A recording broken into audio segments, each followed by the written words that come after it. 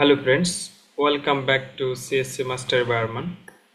এই লেকচারে আমরা egoism and utilitarianism নিয়ে আলোচনা করব। So if you have any queries, please comment below and make sure to subscribe and press the bell icon. So let's get started. ইথিক্সের আমরা চারটা branch পড়ছিলাম, তার মধ্যে একটা হচ্ছে নরমেটিভ ইথিক্স। তো নরমেটিভ ইথিক্যাল থিওরিজ হচ্ছে দুই প্রকার, একটা হচ্ছে কনসিকুয়েন্সিয়ালিজম এন্ড নন কনসিকুয়েন্সিয়ালিজম। কনসিকুয়েন্সিয়ালিজম আবার দুই প্রকার, একটা হচ্ছে ইগোইজম এন্ড হচ্ছে ইউটিলিটারিয়ানিজম। তো আমরা যদি প্রথমে ইগোইজম নিয়ে একটু আলোচনা করি, ইগোইজমটা কি জিনিস? ইগোইজম হচ্ছে, what is egoism? Egoism, the view that associates morality with self-interest, is referred to as egoism. অর্থাৎ সেলফ যে ইন্টারেস্টটা, অর্থাৎ সেলফ প্রায়োরিটি, যেটা আমরা নিজেরটা নিজে বুঝি আর কি, যেটাকে বলে এক কথায় বাংলা যদি বলি, সেটা হচ্ছে আসলে ইগো। আর ইগো থেকে আসছে ইগোইজম। এখন ইথিক্সে ইগোইজমটাই বা কেন দরকার, বা কেন বা ইগোইজমটা আছে?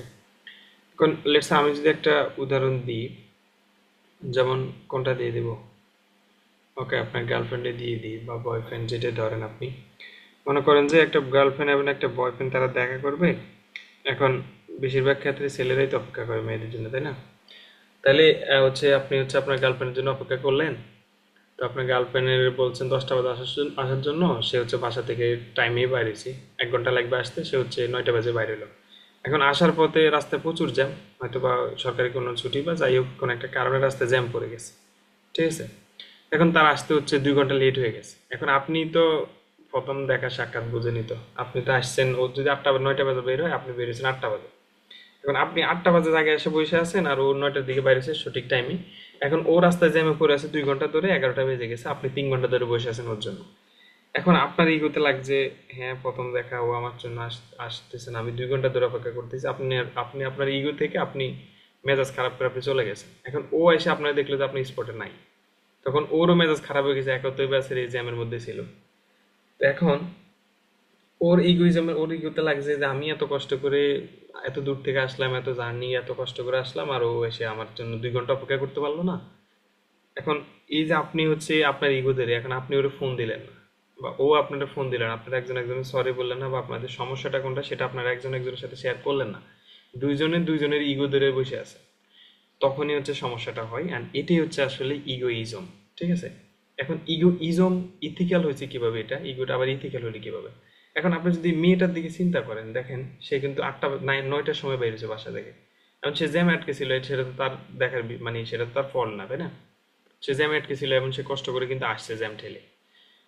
এবং এটা হচ্ছে তার দিক থেকে সে কিন্তু রাইট, তারা কিন্তু আপনি রং বলতে পারেন না। এখন ছেলের হিসাব যদি আপনি চিন্তা করেন, সে কিন্তু 8টা বাজে আসছে বেচারা, আইসা বসেছিল, 3 ঘন্টা বসে চলে গেছেন, তার কথা হলে সে তো আর আপনার বিষয় বুঝবে না, কারণ সেলফ ইন্টারেস্ট কিন্তু এখানে। আপনি কিন্তু আরেকজনেরটা বুঝবেন, আরেকজনেরটা যদি বুঝতে নেই, তাহলে আর এখানে ইগোর বিষয় আসতো না। এখন আপনি আপনারটা বুঝেন, ও 8টা বাজে আসছে, 3 ঘন্টা ধরে বসে আছে, ওর কথা হলে 3 ঘন্টা ধরে বসে আছে, এখান থেকে এখানে আসতে 1 ঘন্টা লাগে, তোমার 3 ঘন্টা সময় লাগবে মানে কি, আমি চলে গেলাম।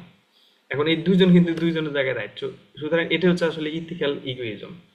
তো এখন ইগোইজম হচ্ছে আসলে সেলফ ইন্টারেস্টেড, এন্ড এই ইগোইজমটাই কেন ইথিক্সে আছে সেটা নিয়ে নানান কথাবার্তা আছে, এবং অনেক রিসার্চের পরেই কিন্তু ইগোইজমটা রেখেই দিছে আসলে। এন্ড ইগোইজমের অন দ্য আদার হ্যান্ড হচ্ছে আমাদের হচ্ছে একটা হচ্ছে ইউটিলিটারিয়ানিজম। তো ইউটিলিটারিয়ানিজম কি জিনিস? সেটা হচ্ছে যে আপনি সেলফ ইন্টারেস্ট না, সেখানে আপনাকে ম্যাক্সিমাম হ্যাপিনেস যেটা, সেটা আপনার নিশ্চিত করতে হবে। এখন যদি ওই মেয়েটা যদি তার নিজে চিন্তা না করে, সে যদি তার ইগোটা বাদ দিয়ে সে যদি তার বয়ফ্রেন্ডকে খুশি করার জন্য বলতো যে আমি তো এই সমস্যা ছিল, আমি এটার জন্য আসতে পারলাম না, আমি সরি, তুমি হচ্ছে বিষয়টা রাগ করে না, তাহলে কিন্তু বিষয়টা সমাধান। আবার ছেলেটাও যদি অন দ্য আদার হ্যান্ড বলতো, তাহলে কিন্তু বিষয়টা সমাধান। এখন এই ক্ষেত্রে আপনাকে যেটা করতে হবে সেটা হচ্ছে ম্যাক্সিমাম হ্যাপিনেস। তো এর থেকে আমরা যদি ইউটিলিটারিজম যদি একটু বেটার এক্সাম্পল দিই, সেটা হচ্ছে এই যে পিকচারটা আছে, এদিকে যদি আমরা একটু তাকাই, দেখেন এখানে লেটস সে এটা হচ্ছে আপনার ফ্রেন্ডস, এন্ড এটা হচ্ছে আদার্স 5 পার্সন।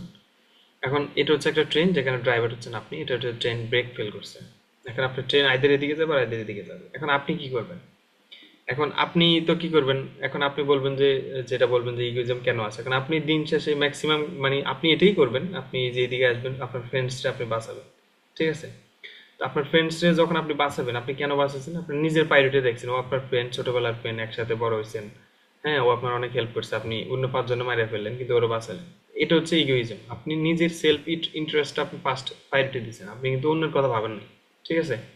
কিন্তু আপনি যদি এইদিকে না যায়, যদি আপনি এইদিকে সরি আপনি এইদিকে না যায় যদি আপনি এইদিকে আসেন, তখন কি হবে? তখন সেটা হয়ে যাবে ইউটিলিটারিজম, যেখানে আপনি ম্যাক্সিমাম হ্যাপিনেস নিশ্চিত করছেন। আপনার ফ্রেন্ডস কে সেটা আপনার দেখার বিষয় না, আপনার ফ্রেন্ডসের একটা জীবন আর এখানে 5টা জীবন, এদেরও তো 5টা পরিবার আছে, তাই না? তা আপনি যদি একে আপনার ফ্রেন্ডসকে যদি আপনি মারার করেন, তাহলে আপনি 5জনকে বাঁচাতে পারতেছেন।